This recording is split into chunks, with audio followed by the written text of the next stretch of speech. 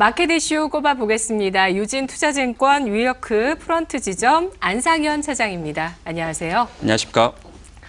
네, 시장이 FOMC 미중 무역 협상에 관심이 많이 쏠려 있다 보니까 업종별의 이슈를 좀 잘 못 챙기실 수도 있을 것 같아요. 오늘 꼽을 이슈 안상현 차장님께서 국내 대형 OTT들의 탄생을 꼽아 주셨습니다. 또 이번 주 정부에서 정책도 함께 나오기도 했었죠. 컨텐츠 산업 3대 혁신 전략 발표까지 나오면서 이 OTT 경쟁의 글로벌적인 가열에 대응을 적극적으로 하겠다는 의지를 보여줬는데요. 네, 국내 OTT들 어떤가요? 지금 많이 힘들기 때문에 네. 도와줄 수밖에 없다라고 좀 보시면 좋을 것 같아요. 우선은 국내 OTT들 입장에서도 현금이 지금 굉장히 SKT 같은 경우에는 많이 있다고는 하지만 그래도 넷플릭스라든지 디즈니에 비해서는 제작 비용을 사용하기에는 좀 한도가 있거든요. 예를 들어서 왕자의 게임 하나 만드는데 1,000억 원 이상 들거든요. 근데 저희 아스탈 여행대기가 최고의 그동안은 제작비를 많이 사용했었는데 한 500억 정도 들었단 말이죠.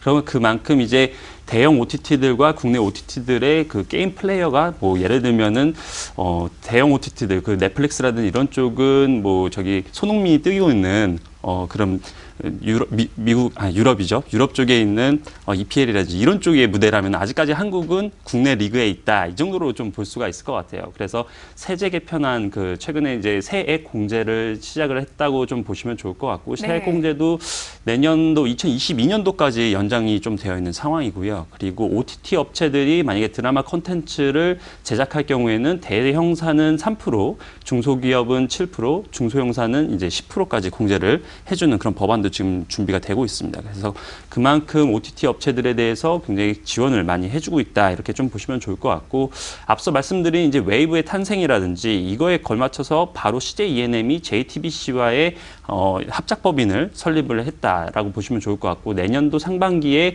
대형 OTT가 또 하나 탄생을 한다. 그리고 좀 전에 리포트에서 보셨겠지만 이제 카카오 쪽에서도 OTT를 이제 시작한다라는 점 이런 것들도 굉장히 좀 중요한 포인트였던 것 같아요. 그래서 지금 OTT 업체들이 이렇게 선점을 하게 되면은 그 다음에 해야 될 것은 콘텐츠를 만들기 위해서 투자 제작비를 많이 유치를 받아야 돼요. 그래서 이 투자 제작비를 받아서 콘텐츠 업체들에 뿌려준다라고 좀 보시면 좋을 것 같아서 밑에 있는 방송 콘텐츠를 만드는 기업들이 우선은 첫 번째로 좀 수혜를 받을 수가 있다라고 좀 보여질 수 있을 것 같아요. 그래서 예전에 한번 추천드렸던 위즈윅 스튜디오라든지 그다음에 SBS 콘텐츠 허브 이런 것들이 좀 수혜가 좀 될 수 있을 것 같고요. 앞으로도 이 OTT들의 중요성을 봤을 때에는 이제 시리즈 제작물이라든지 드라마 콘텐츠를 굉장히 다양화하고 대작 그리고 굉장히 다작까지도 좀 생각을 해봐야 되거든요. 그만큼 밑에 있는 드라마 제작사들이 수혜를 받을 수 있다라고 좀 생각을 해볼 수가 있을 것 같습니다. 네, 오늘 스튜디오 드래곤이 영화사 무비락의 지분을 인수한다는 소식까지 들려주고 있습니다. 이렇게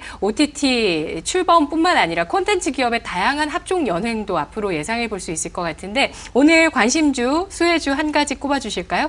우선 스튜디오 드래곤이 가장 돈이 많긴 한데 그 밑에 있는 이제 SBS 콘텐츠 허브도 좀 괜찮다라고 좀 보여주고 있어요. 그 웨이브 쪽으로 봤을 때는 SK텔레콤이랑 SBS, 그다음에 KBS, MBC 이렇게 해서 웨이브라는 것을 출범했는데 여기서 이제 SK텔레콤이 투자 유치를 받아서 밑에 있는 콘텐츠 업체들에 뿌려줄 것으로 예상이 되고 있고요. 그중에서 안정적인 측면을 좀 봤을 때는 SBS 콘텐츠 허브가 현금이 750억 정도 있어요.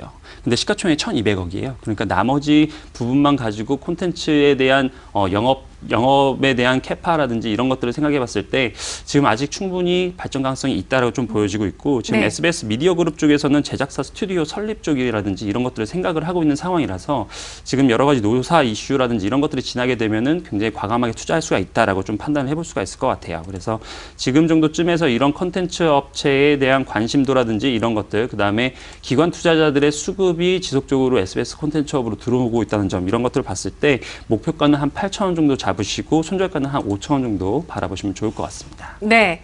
정책 호재 또 미래의 성장성과 K 한류의 기대감들이 다시 한번 또 불어오고 있는데요. 밸류에이션 부담에 대한 이야기들도 여러 가지 있습니다만 이것을 딛고 좀 올라서 줄 수 있는 기대감과 흥행 나올 수 있을까요? SBS 콘텐츠 허브에 대한 관심 말씀해 주셨습니다. 분석 고맙습니다.